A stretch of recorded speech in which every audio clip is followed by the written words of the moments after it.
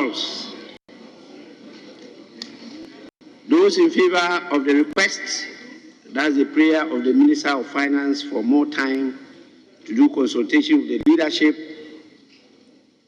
0. That's nil.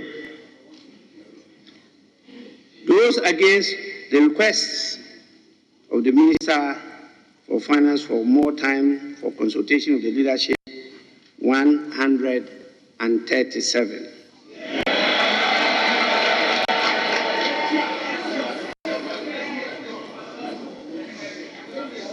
So the noes have it, and the request is accordingly lost. Now I proceed to put the question on the motion. The question is, those in favor of the approval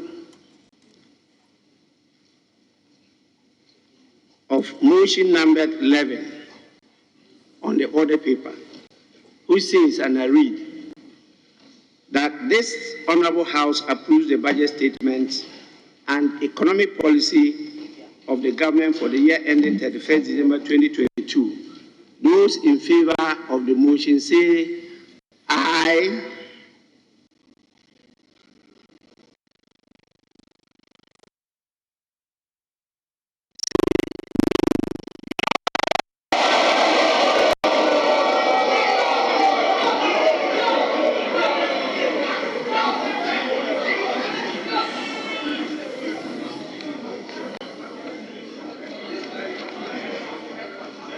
Honourable members, clearly the noes have it.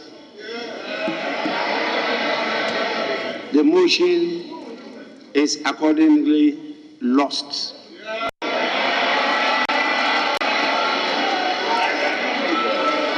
Honourable members.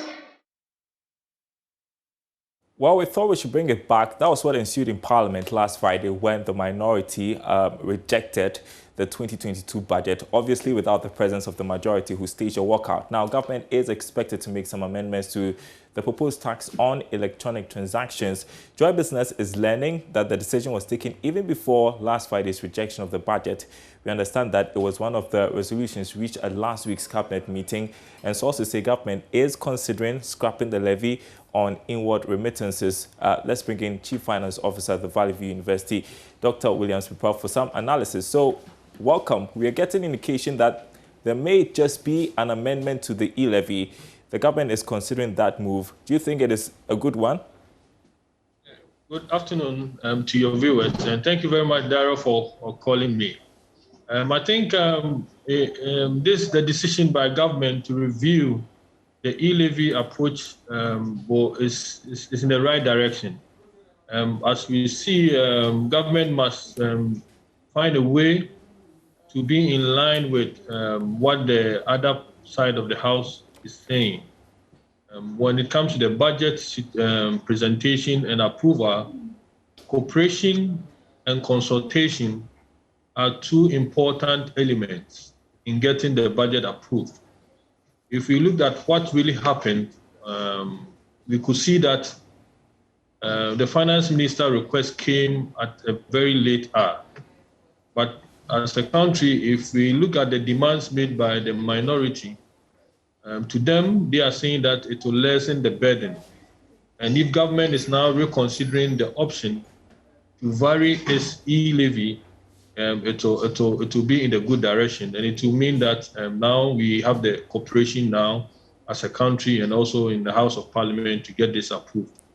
Well, so we know the introduction of the e-levy was to widen our tax net and boost revenue. So if they are reconsidering the e-levy, what else can they do to make up for it?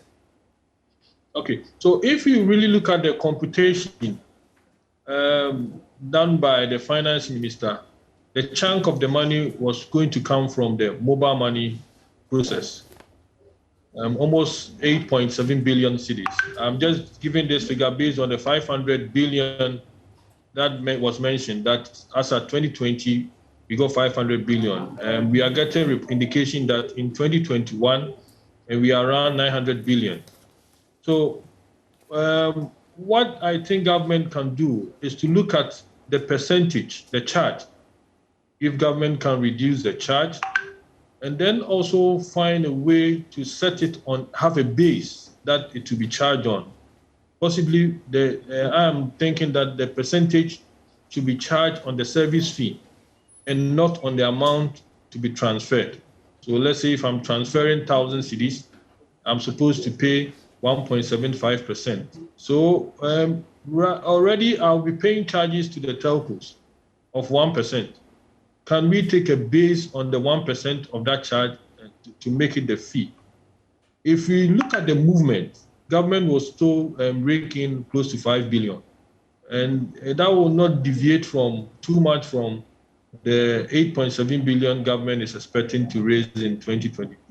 So though government, once government looks at that, come out that reduction, it will help.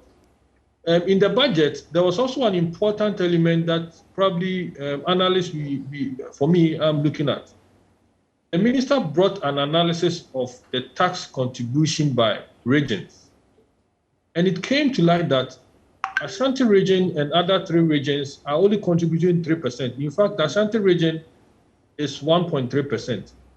And Ashanti region has a population of close to 3.1 million.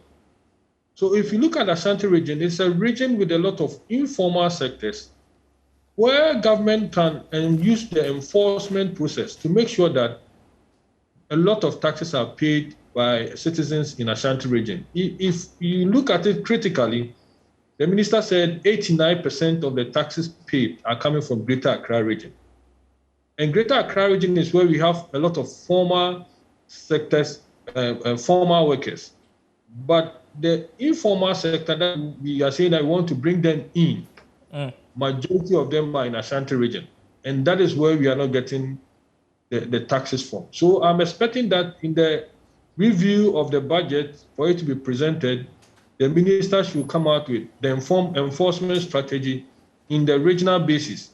I'm expecting the minister to say, we'll be able to make up for the shortfall in when they take away the bank transfers charge and the remittance charge. We are going to make it up because we are going to make sure that a place like Ashanti region, taxes are paid, Western region, taxes are paid. Because a lot of the informal businesses are going on in these regions, but the government is not focusing on that place to get the funds.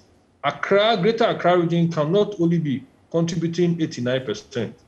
We should make sure that Ashanti region tax contribution in the country increases because the population sits on 2 main regions, right? Greater Accra and Ashanti region.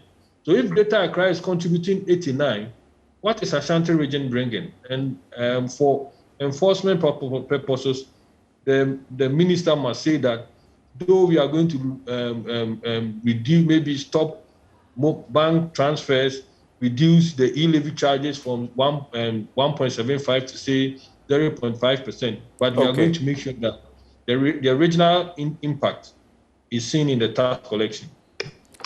And the difference, as you point out, is very concerning. And so something must be done about the informal sector and they paying taxes there. But final one, we're already picturing a worst case scenario where Parliament is not able to reach a consensus, which means government may risk a shutdown. I don't think we'll get that far, but what will be the consequence, Doc? The impact will be that salaries should not be able to be paid if government doesn't get the policy approval.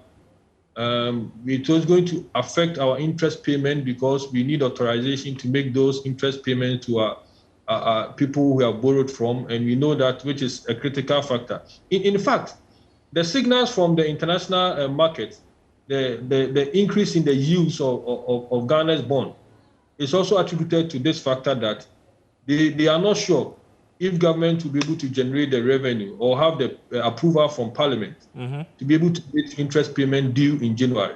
This is very, very critical.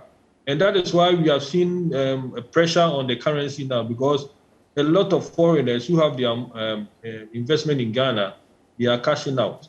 And this is going to be a major impact. And just imagine if salaries are not paid, contractors are not paid.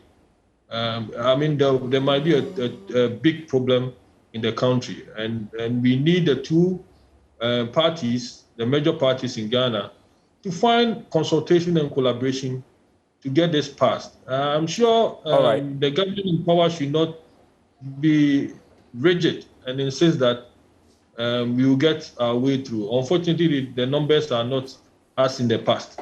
So there should be a way of consultation and cooperation. Thank you so much, Dr. Williams Pepa, the Chief Finance Officer at the Valley View University. We'll be watching tomorrow what happens in Parliament when the lawmakers reconvene. But he talked about the local currency being under pressure. That's our next story.